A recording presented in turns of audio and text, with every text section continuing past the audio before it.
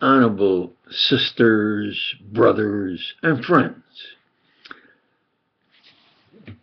This retired world-class scientist and inventor now taking up my opinion, man's most challenging discipline, the discipline of theology, the study of beliefs. It includes all beliefs.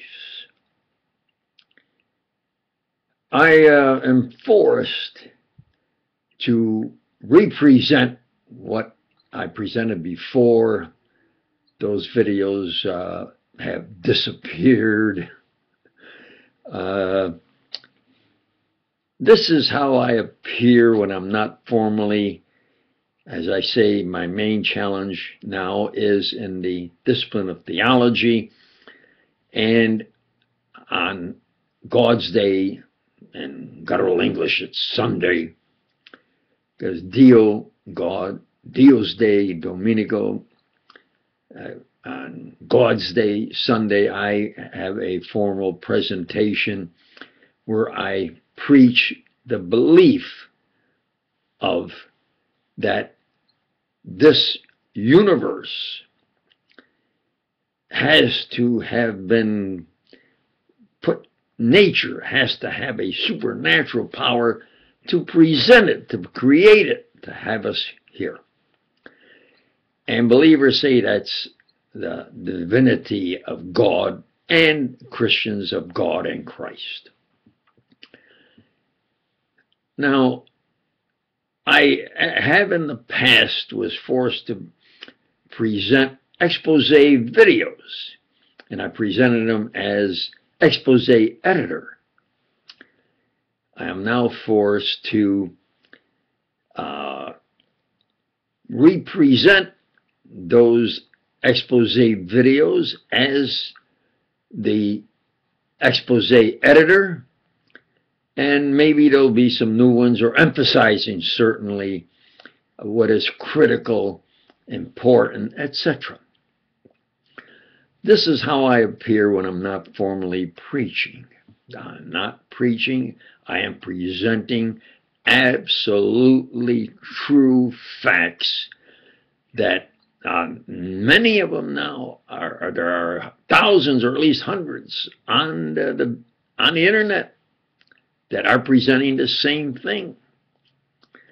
I present them from my viewpoint and emphasize there's the proverb, truth is stranger than fiction, and I think that applies.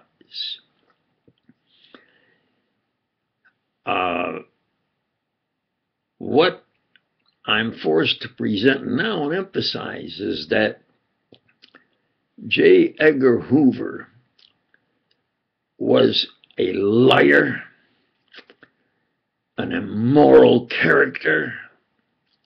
He's even a pedophile, a woman hater. He violated the Constitution, the Bill of Rights, civil rights, etc. And that's what I'm going to emphasize. The crimes by Hoover and Hooverists, those that got good high positions and power and money by being in the Hoover clique or a Hooverist. That's the way to do things. And Hoover had more power than the president or anyone. That's, like I say, there's hundreds on the internet, those that maybe were in his clique now that say they emphasize the fact he was what was called then a queer, is immoral. I have substantial proof, in my opinion. And if there's any doubt, I was the last academic to confer with Einstein before he suddenly died overnight. True fact. He surprised me by saying, I don't care what Hoover Hoovers say, that he agreed with yours truly. We as scientists should work together towards a unified field theory, which he had tried to solve for years. They say everything, oh, Einstein did this, Einstein did that. No, Einstein was a plagiarist. I always knew he borrowed, but I gave him the benefit of the doubt because of E = mc squared. It's the #1 expression equation in science. But he actually stole that. He didn't plagiarize it. He actually stole that and covered it up from Olinto, capital O-L-I-N-T-O, de Pretto, capital D-E, capital P-R-E-T-T-O.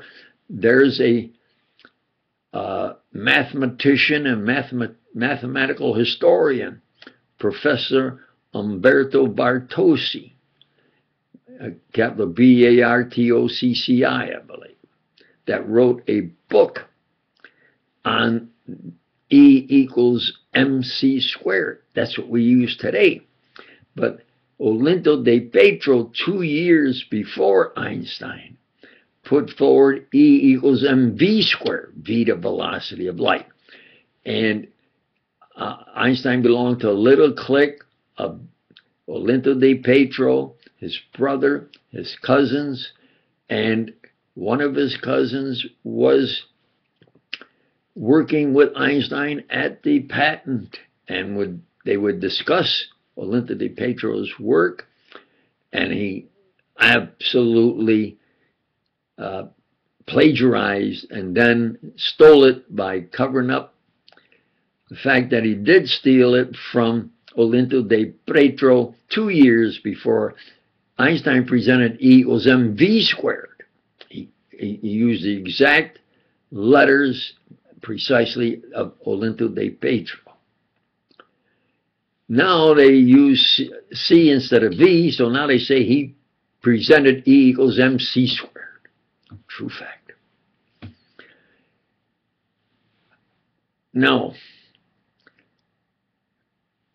what is of critical for the USA is the secret power Hoover obtained and then always became faster and more vicious, where then I have talked to senators who would get white in the face and tremble about investigating Hoover experimenting Americans to death, men, women, and children. Absolute true fact. I was in